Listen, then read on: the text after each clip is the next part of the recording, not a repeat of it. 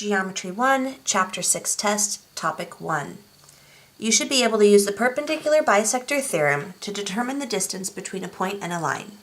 You should also be able to use the converse of the perpendicular bisector theorem to determine if a line is a perpendicular bisector and particular lengths in a picture. The directions, fairly complicated. The actual problems, much simpler. So find each indicated length and state what rules allows you to make this conclusion. So here's the idea. The perpendicular bisector theorem says, if you have a perpendicular bisector, then the distances from the endpoints to a point on the line are equal. The converse says, if the distances are equal, then you have a perpendicular bisector. So let's look. Here, we have a line segment B to C, and we have D, which is perpendicular. We know that because of the 90 degrees. We're looking for the length from B to D.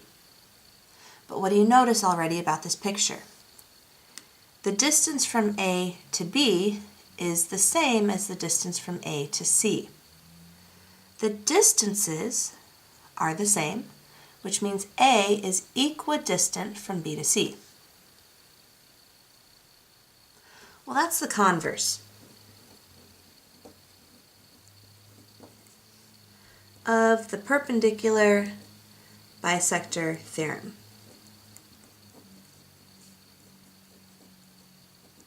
Since we know these two distances are the same, what that means, according to the converse, is that DA is actually the perpendicular bisector.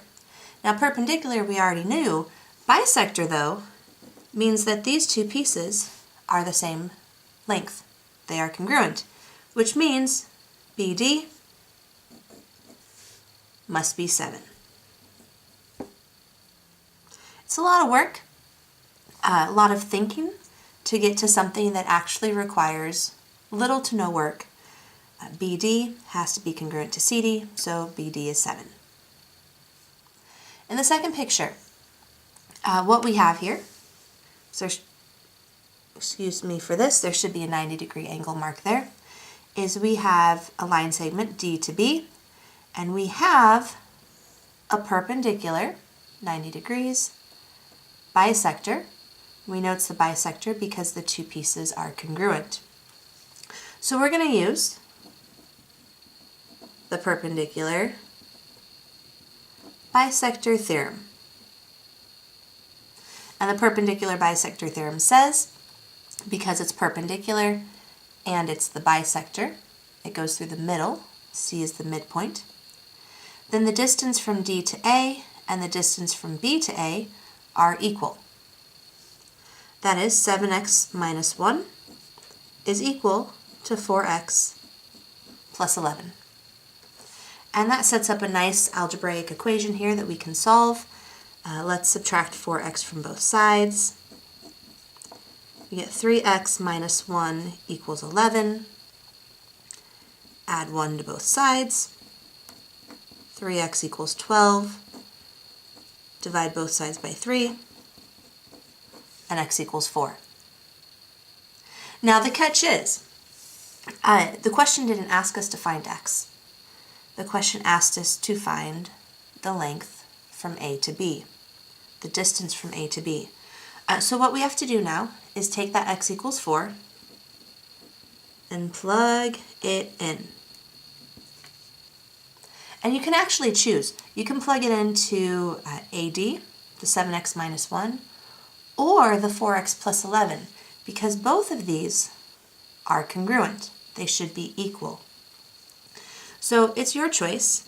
If we plug it into 4x plus 11, that turns into 4 times 4 plus 11, which is equal to 16 plus 11, which is 27. So AB is 27. Now part B required a little bit more work. We had to do some algebra steps, and then we actually had to plug x in.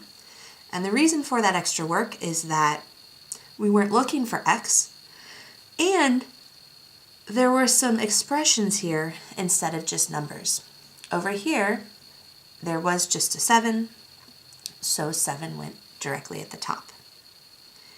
Here it's the converse because we had equal lengths to start with, but we didn't necessarily know it was the bisector. Here it's the theorem because we know it's the bisector, and we were setting the lengths equal to each other.